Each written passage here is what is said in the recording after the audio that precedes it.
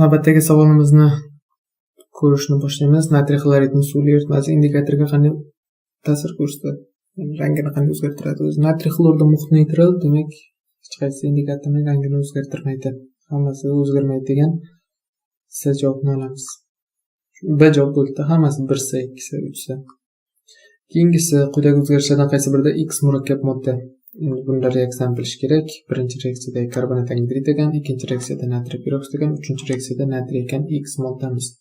Murakkab modda deyapti, ya'ni kamida 2 xil elementdan tashkil topgan modda bo'lishi kerak. Shunda 1 va 2 degan D javob bo'ladi. Keyingisi misk sulfat eritmasiga kaliy bo'lakchasi tashlandi. Oxirgi eritma massasini toping. Bu masalani oldin 2020-yilgi variantni ishlab chiqqanlar ko'rgan bo'lsa kerak. Demak, eritmaga nima tashlanyapti? Kaliy tashlanyapti. Birinchi navbatda kaliy suv bilan reaksiyaga kirishib ketadi va nima bo'ladi? Vodorod uchib ketadi. Kaliyning hisobiga massa ortadi, vodorod hisobiga massa kamayadi. Past qism cho'kma demanglar, bu ortish kamayishni belgisi. Kaliy hisobiga. Endi eritmada kaliy gidroksid bo'ldi, u misk sulfat bilan kirishib nima bo'ladi? Cho'kma hosil bo'ladi va bundan tashqari misk gidroksid cho'kmasi hisobiga ham massa kamayadi. Demak, umumiy kamayish vodorod va misk gidroksid o'sha cho'kma va gazli massasini ayirishimiz, kaliy massasini qo'shamiz. O'zi ortish kamayishdan ketdik. 39 gram kaliy bo'lsa, 1 mol kaliy gidroksid hosil bo'lar ekan, undan 1 gram vodorod chiqargan. 39 ga ortish, 1 ga kamayish. Bu degani 38 gramga eritmani massasi ortar ekan. Endi misk sulfat massasi 40 gram, ya'ni bu 0.25 mol. Aytmoqchi bo'lganimiz kaliy gidroksidga nisbatan ancha kam mol. Ya'ni misk sulfatni hammasi to'liq reaksiyaga kirishib ketadi. O'zi 160 gram, ya'ni 1 mol misk sulfat kirishsa 98 gram cho'kma hosil bo'ladi. 40 gram kirsa qancha cho'kma hosil bo'ladi dedik? 24.5 gram. Demak, oxirgi eritmani massasini topish uchun mana bu oxirgi amalni qilamiz. Ya'ni 200 ga birinchi reaksiyada ortish 38 ni qo'shamiz va cho'kmani eplashamiz. Agar siz bunga tushunmasangiz, mana bunga tushuntiramiz. Dastlabki eritmani massasi 200 edi. Unga 39 gram kaliy qo'shilyapti. Ayirib tashlaymiz 1 gram vodorodni. Vodorodimiz 1 gram edi va ayirib tashlaymiz nimani? Cho'kmani massasi 24.5. Endi men mana buni 38 to'g'ri yozib ketdim. Agar siz tushunmasangiz, mana bu usulda ishlang, farq yo'q. Ikkalasida ham demak 213.5 gram degan javob chiqadi, C javob. Keyingisi quyidagi o'zgarishlar asosida X, Y, Z moddalarini toping. Birinchisi sulfat kislota ishtirokida 140 gradus yuqori haroratda bunda spirt chiqaradi, degidratlanish reaksiyasi. Ikkinchisida alyuminiy sulfat ishtirokida qizdirsa ham bunda baribir qizdirilish borsa, bu ham yuqorida reaksiyani o'zi bo'lar ekan. Ustozlar aytadi, manbasini to'g'ri ko'rganim yo'q. Alyuminiy sulfatni o'zi alyuminiy oksid bo'lishi ham mumkin ekan yoki alyuminiy sulfat ko'rinishida farqi yo'q, suvni o'ziga tortib olar ekan. Natijada, demak, bunda ham etilen hosil bo'ladi. Keyingisida kaliy gidroksid spirtdagi eritmasini qo'shsak, spirt chiqmaydi, alken chiqadi, propen chiqadi. Mana shu uchala modda alken ekan. Shu uchun umumiy xususiyat topishimiz kerak. Birinchisi polimerlanish reaksiyasiga kirish xususiyatiga egamiz. Kirishadi. Bir xato, ya'ni A xato. Ikkinchisi molekulyar tarkibida ikkita pivo bor. Xato, bitta pivo bor. Uchinchisi C. Molekulyada bitta molekulasi ikkita brom molekulasini o'zi bilan ta'sirlashtiradi. Ya'ni 2 mol bromni biriktirib oladi, 1 mol deyapti, xato. To'rtinchisi polikondensatlanish reaksiyasiga kirish xususiyatiga ega emas. To'g'ri. Polikondensatlanish reaksiyasiga kirishmaydi. Polikondensatlanish degani, demak, yuqori molekulyar birikma bilan va bundan tashqari bir vaqtda quyi molekulyar birikma hosil bo'lishi. Polikondensatlanish reaksiyasi deyilardi. Polimerlanish reaksiyasida yagona mahsulot chiqadi. Polikondensatlanishda ikkita mahsulot chiqadi, bittasini massasi katta, bittasini massasi kichkina. Demak, bular polimerlanish reaksiyasiga kirishadi va yagona mahsulot hosil qiladi. Mana shu xatoni biz to'g'ri deb olamiz va ana shu D javob bo'ladi. Keyingisi alkadenni to'liq yoqish uchun undan 3.2 marta massa jihatdan ko'p bo'lgan kislorod sarflanadi. Bunaqa masalani ham oldin ko'rgandik. Demak, alkadenni massasini 3.2 ga ko'paytirsak, kislorodning massasi teng bo'ladi. Mana bu yerda 3.2 bilan 32 qisqaradi, 1 ga 10. Demak, 14n-2 teng bo'ladi, 15n-5. Shunda bu yoq bo'lsa 3 barobar n ga, qisqasi n 3 ga teng ekan, propaden. Ajoyib. Keyingisi ushbu tajriba asosida hosil bo'lgan X modda lakmus eritmasini qanday rangga bo'yaydi deyapti. Bu yerda hozir natriy asetatga sulfat kislota konsentrlangan qo'shsak, sirka kislota chiqadi. Sirka kislota bug'lari mana bu yerda nima bo'ladi? Sirka kislota holiga o'tib, suyuq holatda mana bu yerda tomyapti. Demak, sirka kislota hosil bo'lyapti. Kislota qizilga bo'yaydi lakmusda. Keyingisi mana shu eritmada, demak, tuzlarning dissetsiyalanish foizini so'rayapti ekan. Kumush nitrat mana boshida 0,6 mol dissetsiyalanmagani, dissetsiyalangandan chiqqan kumushimiz 2,4. Endi kumush plus yoni 2,4 mol bo'lsa, kumush nitrat ham 2,4 mol bo'ladi. Yozib o'tirmadim. Kumush nitrat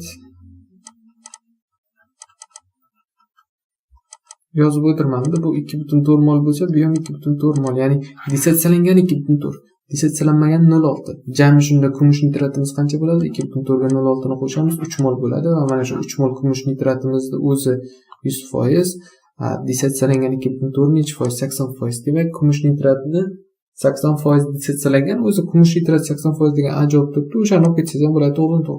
Agar temirni ham topaman desangiz, temir ioni 1,2 mol. Temir 3 ioni, bu degani temir 3 nitrat dissetsiyalangan ham 1,2 mol bo'ladi. Mana yuqorida topib qo'yganmiz. Temir 3 nitrat dissetsiyalanmagan 0,8 mol. Dissetsiyalanganga dissetsiyalanmaganni qo'shamiz 2 mol. Umumiy temir 3 nitratimiz 100%, dissetsiyalangan 1,2 mol necha foiz? Proporsiya qilsak 60% chiqar ekan. 80% ga 60% ajoyib bo'ladi. Keyingisi, bunaqa masalani oldin adashmasam ko'rgandik, lekin nimagadir topolmadim. Qisqasi, kalsiy karbid va kalsiydan iborat aralashma mol nisbatini topishga harakat qilyapman. Xohlasangiz boshqacharoq ishlasangiz ham bo'ladi. Agar boshqacha ishlanishi, ya'ni mol nisbatini topmasdan x tenglama, x y tenglamaga qo'yishni o'rgating desangiz, uni ham qo'shishdan farqi yo'q. Endi men odatda mol nisbatini topib ishlayman, o'sha nisbatan o'zim uchun ham osonroq. Xo'p, qisqasi mol nisbatini topadigan bo'lsak, kalsiy karbidni 1 mol oldik, unda 1 mol asetilin chiqadi, reaksiyani yozdik. Kalsiy demak kalsiyni o'zini suv bilan reaksiyasidan vodorod chiqadi. Endi aytyapti, katalizator ishtirokida gidrogenlanish reaksiyasiga kirishdi. Ya'ni mana bu asetilin vodorod bilan reaksiyaga kirishib etan hosil bo'lgan va aytyapti, noma'lum gaz va vodoroddan iborat deb. Bu degani vodorod ortib qolgan, gidrogenlanish oxirigacha borgan, ya'ni etan hosil bo'lgan. Oxirida noma'lum gaz degani etan va vodoroddan iborat aralashma olibdi. Massa nisbati 10 ga 1. Ya'ni etan 10 bo'lsa, vodorod 1 bo'lar ekan. Endi agar etanni 1 mol oladigan bo'lsak, 36 gram, 30 gram, demak massa nisbati 10 gramga 1 gram bo'lsa, 30 gramga qancha dedik? 3 gram chiqdi. Demak, ortib qolgan vodorodimiz oxirida qancha? 3 gram, ya'ni 1,5 mol ekan. Endi etanni hosil qilish uchun 1 mol asetilin va 2 mol vodorod sarflangan. Vodorod sarflangan 2, ortib qolgani 1,5. Jami shunda vodorodimiz qancha bo'ladi? Mana bu yerga yozadigan bo'lsak, 3,5 mol bo'ladi. Bu demak nima bo'ldi? Vodorod. Shuni ko'kda yozaylik. 3,5 mol bu umumiy vodorod. Tushunarli? Demak, ortib qolgani 1,5, sarflangani 2, jami 3,5 mol vodorod bo'lgan. Mana vodorod. Endi asetilin 1 mol. Mana 1 mol, 3,5 mol qo'ydik va o'sha orqali dastlabki aralashmadagi moddalarning mollarini topdik. Demak, kalsiy 3,5 mol ekan, asetilin, kalsiy karbid 1 mol ekan. Ana moddalar mol nisbatini topdik, 1 ga 3,5 ekan. Endi davom etadigan bo'lsak, A da kalsiy karbid va kalsiy aralashmasining massasini so'rayapti. Bizda mana shu nisbat bo'yicha olsak, 1 mol kalsiy karbid 64, 3,5 mol kalsiyning massasini qo'shsak, unga 204 gram chiqadi.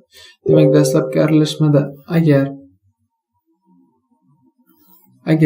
3,5 mol kalsiy bo'lsa, endi biz tanlab olganimiz bo'yicha kalsiy 3,5 mol chiqdi-da. 3,5 mol kalsiy bo'ladigan bo'lsa, aralashma 204 gram bo'ladi. Agar 4,2 gram bo'lsa, masala shartida kalsiy aytyapti-ku. Kalsiy 4,2 mol bo'lsa, qancha bo'lardi? Aralashma proporsiya qilsak 244,8. Tushunarli, proporsiya. Ya'ni mana bu 3,5 nima bu? Biz tanlab olganimizda chiqqan kalsiyning moli. 204 biz tanlab olganimiz bo'yicha hisoblagandagi aralashma massasi. Bizda 4,2 bu masalani o'zida berilgan massa va masalani o'zida so'ralgan javob chiqadi. Tushunarli? Demak, tanlab olganimiz to'g'risiga sariq to'g'risi sariq, ya'ni tanlab olganimiz to'g'risi tanlab olganimiz, masalada berilgan to'g'risi masala. Ya'ni biz nima qilyapmiz? Mana shu masalada berilgan 4,2 molni tutib olib, ana shu bo'yicha proporsiya qilib ketaveramiz. Bo'ldi, hammasida bir xil javob chiqadi. Keyingisida demak, ani javobi, ya'ni 33 javob A bo'ldi. 34 da oxirgi aralashmada gazlar massasini toping.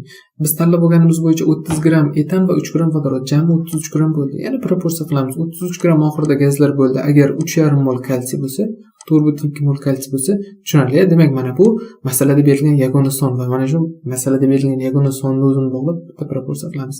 O'zi mana bu ikkalasi virgul nususdagi 35 ga 42 bo'lsa, 7 ga qisqarsa 5 ga 6 bo'ladi. Bu ham qisqarsa 1 ga 1.2 bo'ladi. Demak 1.2 marta ko'p ekanda qisqasi. 33 ni 1.2 ga ko'paytirsak 39.6.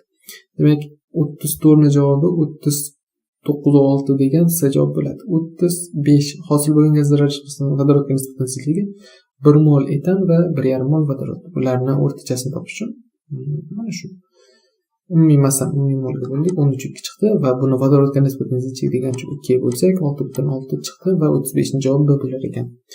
Shunaqa do'stlar, sog' bo'linglar, salom bo'linglar. Kimdadir qanaqa savol bo'lsa, izohlarga yozinglar, qo'ldan kelgancha javob beramiz.